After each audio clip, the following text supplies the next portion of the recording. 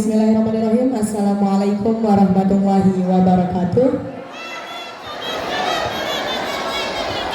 Mana suaranya nih? Bismillahirrahmanirrahim. Assalamualaikum warahmatullahi wabarakatuh.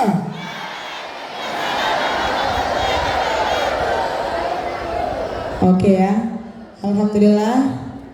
Puji syukur kita kepada Allah Subhanahu wa taala yang telah memberikan kita kesempatan untuk bisa berkumpul di tempat barokah ini. Khususnya bagi saya ya, diberikan kesempatan oleh panitia untuk bisa membedah buku saya sendiri. Itu adalah sebuah experience yang semua ya, kayak Kak Nisa yang gak pernah kepikiran sebelumnya. Kalau dibanding sama Kak Nisa mungkin saya masih secuil ya, gak ada apa-apa ini.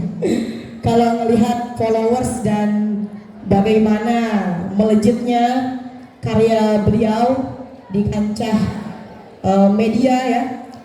Alhamdulillah, seperti yang sudah diperkenalkan tadi, nama saya adalah Khairysyah Istiqomah, biasa dipanggil Caca, dan saya kelahiran 1 April 2007, Kopang, Lombok Tengah. Sama kayak Azwan ya, kita seuncul berarti.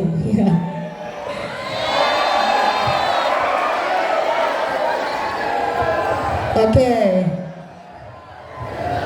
Jadinya alhamdulillah inilah dia sampel atau bentuk fisik dari buku yang alhamdulillah sudah diterbitkan, dibantu oleh tim Inspire yang bekerjasama dengan Gerakan Literasi Haramain. Alhamdulillah sudah menerbitkan satu buku yang judulnya adalah Damai. Oke, jadinya sebenarnya cerita kita hampir mirip ya, Kanisa. Jadinya kalau Kanisa karena kekurangannya, nah berarti kalau saya karena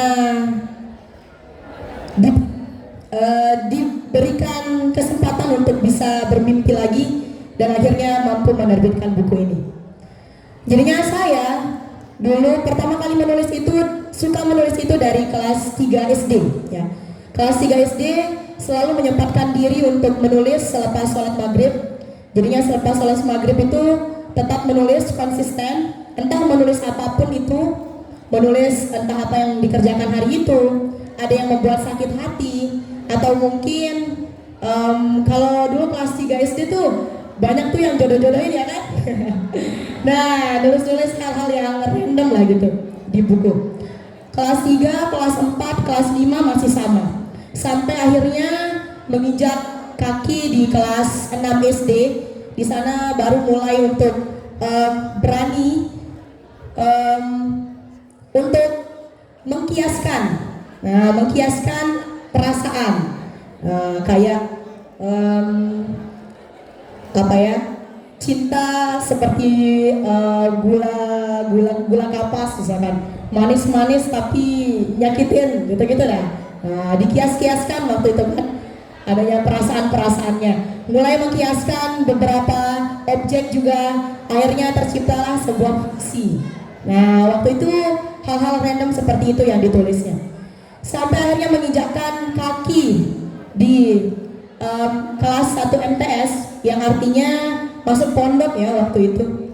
Di sana terjadilah sesuatu hal yang memang meluluhlantahkan hidup saya. Bagi saya waktu itu, hai, saya anak broken home.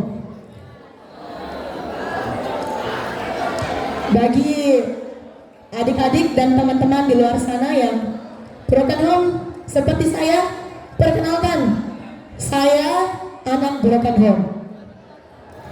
Di sanalah titik balik dari kehidupan saya. Saya dulu sempat membenci ya ayah saya. Saya sangat membenci ayah saya dulunya. Namun ketika saya kelas 2 MTS, di sanalah saya bertemu dengan Babe Juli, yang dimana dari beliaulah saya mampu menatap dunia dengan kacamata yang berbeda.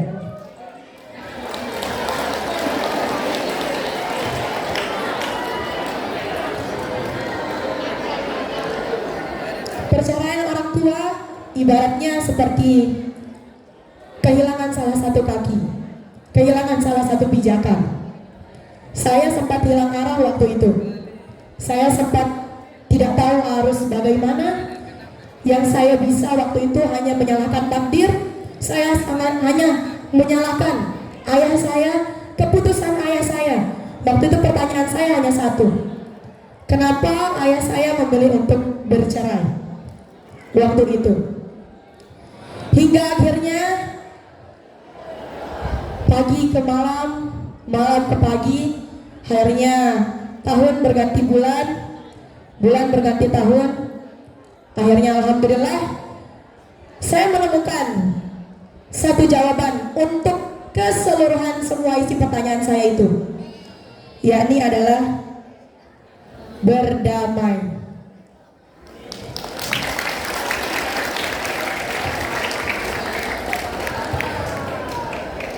Jadinya yang saya temukan teman-teman, ya, saya pernah menjadi sesosok orang yang tidak care dengan banyak orang. Saya pernah menjadi introvert. Saya pernah menjadi sesosok orang yang memaki Tuhan waktu itu. Tetapi ketika saya menemukan satu kata yang di dalamnya memiliki arti yang sangat-sangat indah, ya teman-teman, adik-adik, di sanalah saya berpikir bahwasanya hidup saya memang harus berdamai. Di sanalah saya memiliki ide, memiliki gagasan, dan saya seperti terpanggil bahwasanya saya tidak hanya bisa, maksud saya nggak mungkin dong berdamai cuman sendirian doang. Nah, di sanalah terbersit keinginan untuk mengajak, ayo anak-anak broken home, mari kita berdamai. Dan mari kita mulai hidup kita dengan lembaran yang lebih baik lagi.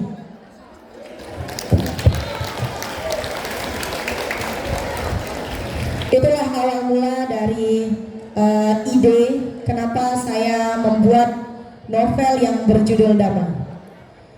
Di dalam novel ini itu berkisah tentang dua orang, yakni Damai dan seseorang lagi yang namanya Pak Johan.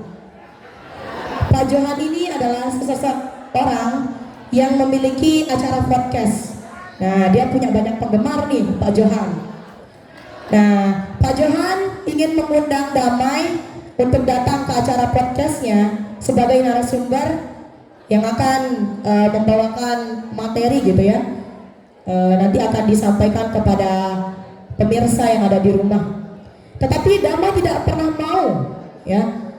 Jadinya yang diundang ke acaranya Pak Johan ini adalah orang-orang hebat, orang-orang yang Masya Allah sudah kita bilang, ya, yang sudah diakui oleh dunia, media, bahwa dia itu orang hebat gitu. Sedangkan Damai ini, dia hanya orang biasa gitu. Dia belum pernah diundang kemana-mana, terus tiba-tiba dia diundang untuk datang ke acara podcastnya Pak Johan. Setelah beberapa kali diundang, tetapi Damai tidak pernah mau datang. Akhirnya ada salah satu malam di mana Damai itu bermimpi. Jadi dahulu dia pernah diberikan cerita oleh amaknya, ya.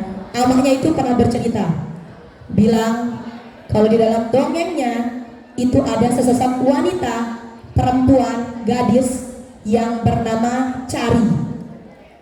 Cari itu adalah gadis yang pada awalnya sangat ceria, ya, pada awalnya sangat ceria. Tetapi suatu musibah telah merenggut kedua orang tuanya, sehingga di sanalah titik balik kehidupannya pun datang. Di sanalah ayahnya berpesan kepada Damai, Damai, Cari sama sepertimu. Dia memiliki nama Cari, yang diharapkan oleh orang tuanya suatu saat nanti dia harus mencari makna tersendiri, makna apa, mengapa dia harus hidup di dunia ini.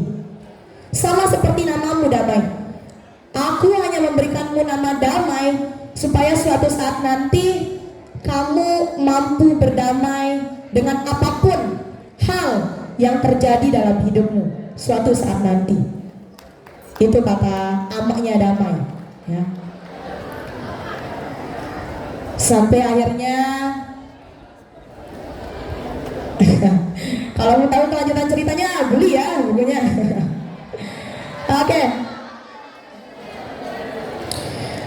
Oke, jadinya itulah dia kisah singkat ide dari penulisan damai, ya. Untuk suka dukanya menulis memang sangat hard ya, apalagi untuk kita yang di pondok. Caca atau saya itu nggak bisa menulis tanpa pakai laptop, itu anehnya, ya. Nggak bisa keluar ide kalau nggak pakai laptop, harus ada laptop. Jadi walaupun semisal sekarang nulis, terus kita nulisnya sebelumnya di laptop, mau ngelanjutin nanti di buku tulis, itu nggak akan bisa. Walaupun sekeras apapun mencoba, gitu. Jadinya harus pakai laptop. Nah, jadinya pengalaman Caca juga untuk menulis itu, benar ya, katanya Kanisa. Ya, kita memang harus tetap konsisten. Menulis itu adalah suatu bakat yang memang harus kita gali. Semua kita bisa menulis, teman-teman. Ya, kalau ada pertanyaan yang bilang mengapa sih kita harus menulis? Siapa yang nggak suka nulis? Jadi saya sarankan itu emang harus nulis, harus banget dan banget, ya. Jadinya di dalam kita menulis itu kita mampu merasakan rasa yang memang berbeda. Ketika kita menulis, kita mampu menumpahkan keseluruhan isi dari kepala kita tanpa buku itu mengejudge kita. Buku nggak bisa ngomong kan, nggak bisa berkomentar. Jadi walaupun kita mau maki orang, walaupun kita mau tumpahin berkeluh doang isinya di dalam buku catatan kita, buku itu nggak akan pernah menghakimi kita. Buku itu nggak akan pernah bilang bosan dan segala macam. Nah, itulah kelebihannya ketika kita menulis. Dan saya pernah merasakan bahwasanya ketika kita menulis itu akan menjadi memorable tersendiri bagi kita. Saya dulu pernah menemukan kembali buku memoir saya waktu saya masih membenci ayah saya. Banyak maki-makian tentang ayah saya di sana, dan ketika saya sudah berdamai sekarang, di sanalah saya menangis. Mengapa saya menyalahkan ayah saya, kata saya saat ini? Mengapa saya menyalahkan ayah saya? Babe pernah bilang, yang sampai saat ini itu masih menjadi tumpuan bagi saya untuk bisa melanjutkan hidup saya sampai saat ini. Babe pernah bilang seperti ini. Segala sesuatu yang terjadi di dunia ini itu pasti sudah ada yang merencanakannya. Termasuk hidup saya, termasuk orang tua saya yang bercerai. Itu sudah pasti ada maksudnya. Dan Allah tahu kamu akan jadi apa suatu saat nanti, sehingga Allah itu menempa dirimu sedemikian rupa saat ini. Mungkin hidupmu gak sebahagia orang lain, ya. Hidupmu tidak sesempurna orang lain yang difasilitasi dengan banyak hal. Tetapi satu yang harus kamu tahu, bahwasanya kamu sedang dipersiapkan oleh Tuhan. Kamu sedang dipersiapkan oleh Allah untuk menjadi orang-orang besar di luar sana. Orang-orang besar di luar sana itu nggak terlahir memble-memble ya, nggak terlahir cuman hanya jadi orang-orang biasa, enggak. Pak Jokowi, Pak Soekarno, orang-orang hebat di luar sana itu terlahir dalam kemiskinan, di dalam banyaknya cobaan hidup, di dalam banyak keadaan yang memang mengharuskan dia untuk bangkit, ya. Jadinya sama halnya seperti kita saat ini, teman-teman, adik-adik.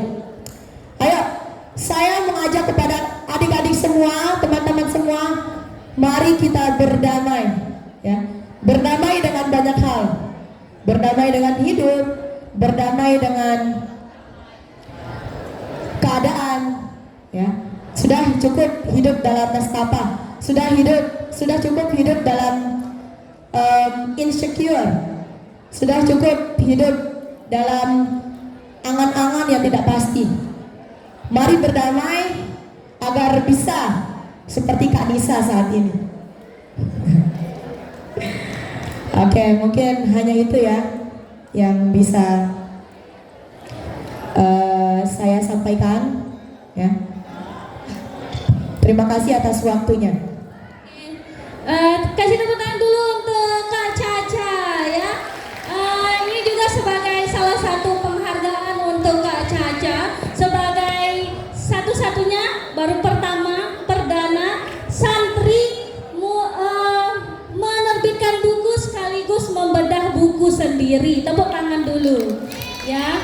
Kalau ada yang mau seperti Kak Caca bisa menerbitkan buku sekaligus mungkin bedah buku di tempat yang sama, silahkan join Gerakan Literasi Haramain. Jadi Kak Anissa, kita punya Gerakan Literasi Haramain yang baru rilis pada tanggal 17 Agustus tahun kemarin ya. Jadi kita juga masih merangkak banget ya literasinya. Insya Allah kita coba bekerja sama dengan Kak Anissa untuk bantu adik-adiknya nanti ya.